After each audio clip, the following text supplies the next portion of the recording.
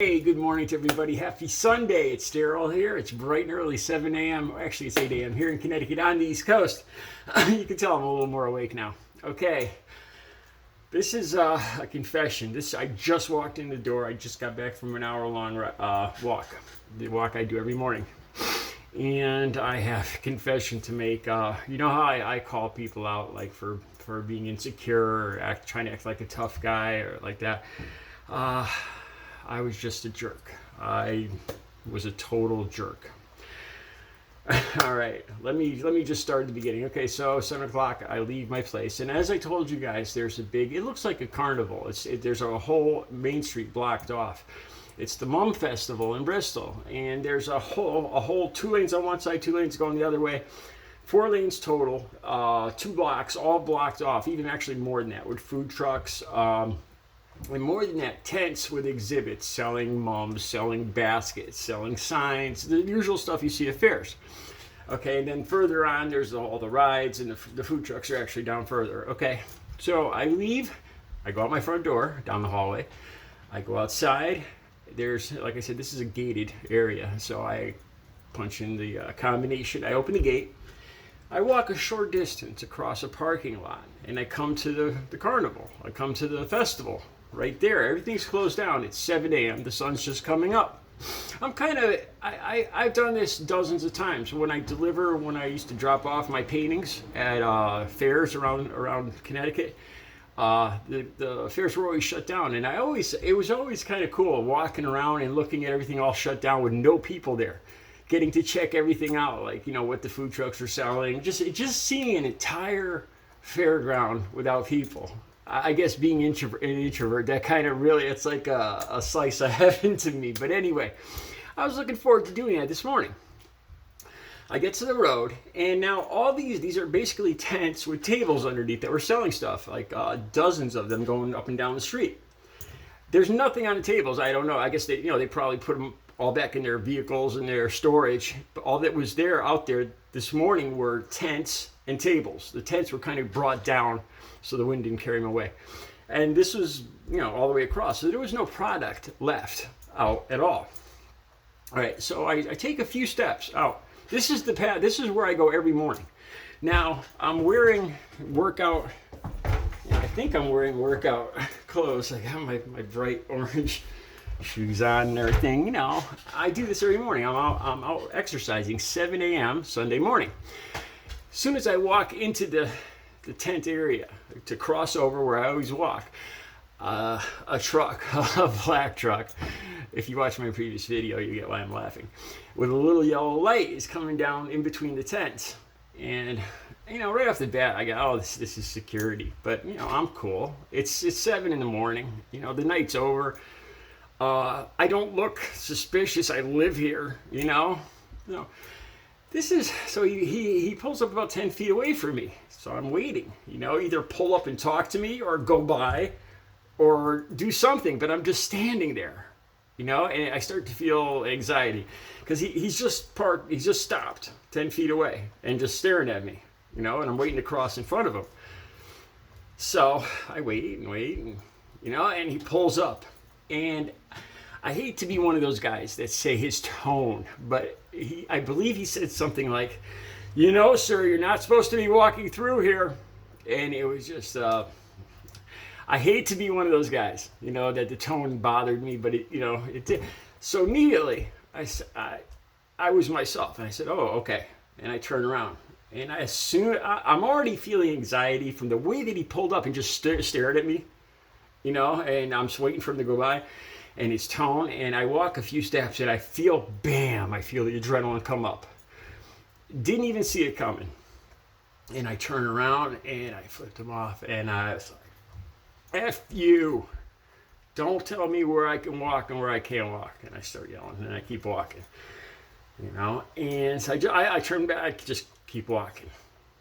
And I see he's still right there watching me walk away, which has probably bothered me too. Like I said, every single morning, rain or shine, I walk. This is where I walk. It's right outside where I live. I have steps from my front gate, from where my car and everything.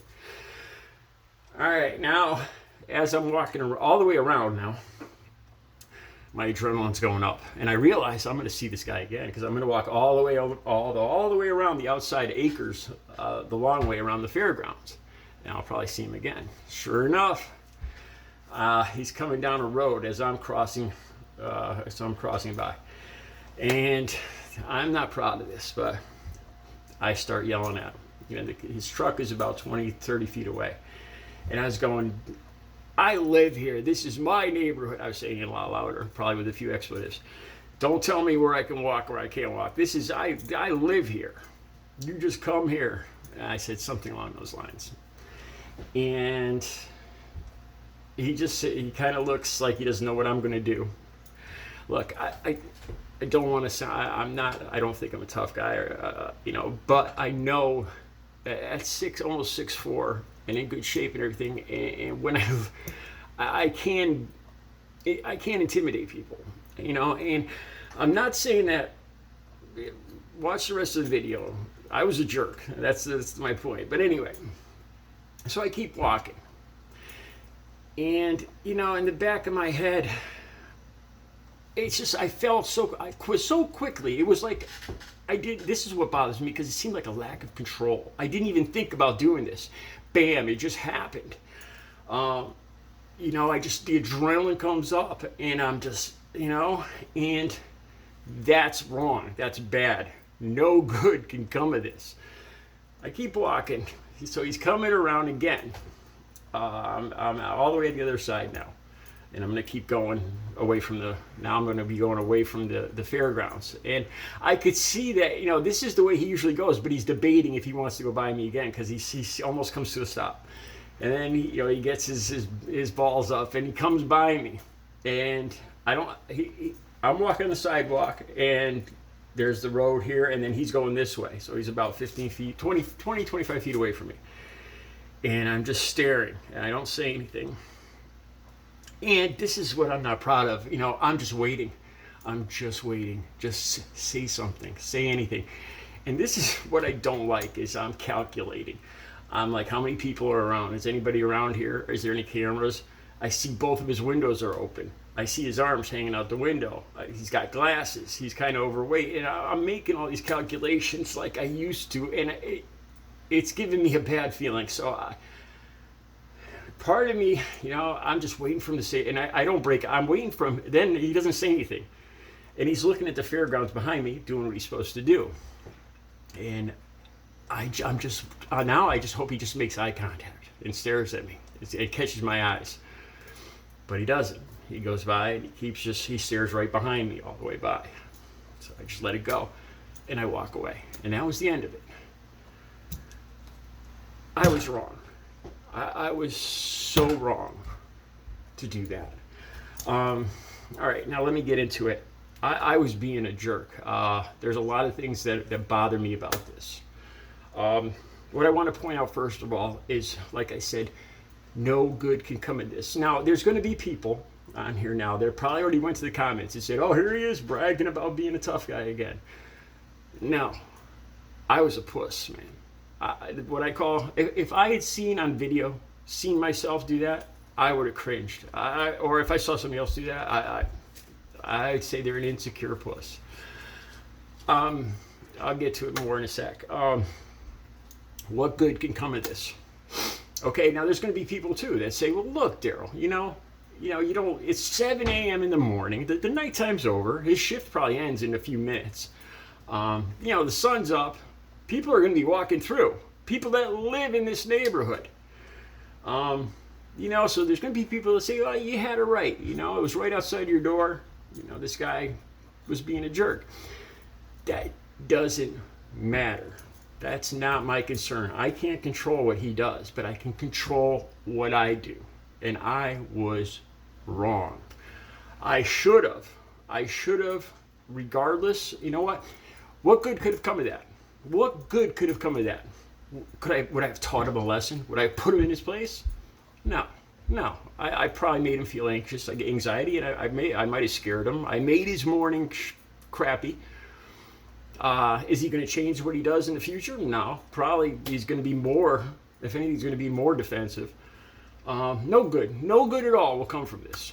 A lot of bad could have came from this. I could have easily ended up losing my freedom for the rest of my life. The way I talked about my adrenaline rising, like I said, back in the old days, a lot of times it went beyond this.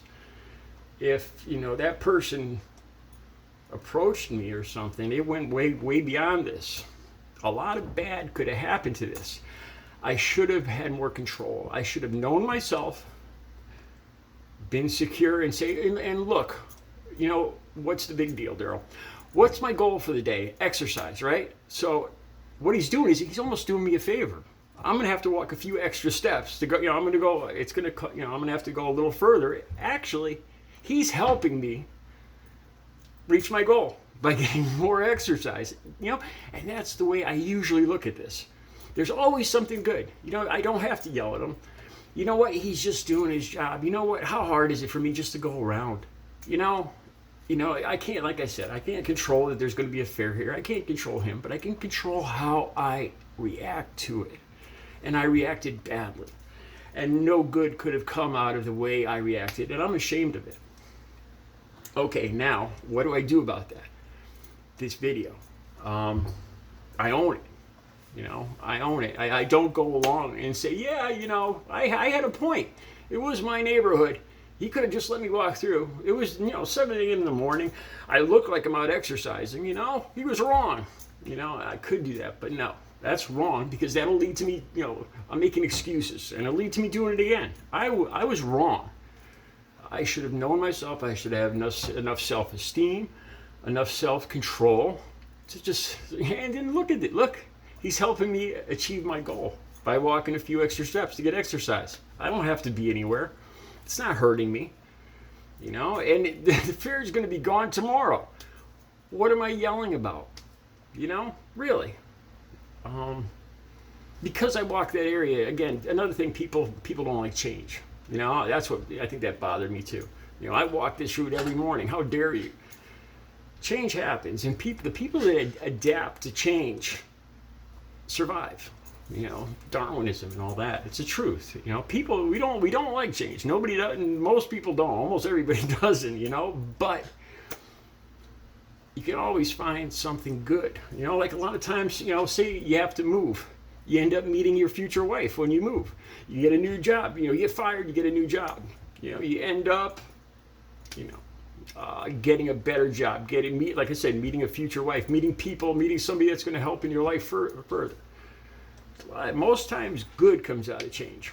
So anyway, and then as I was just getting back here, the other thing that I need to do is apologize to this guy, because I was wrong.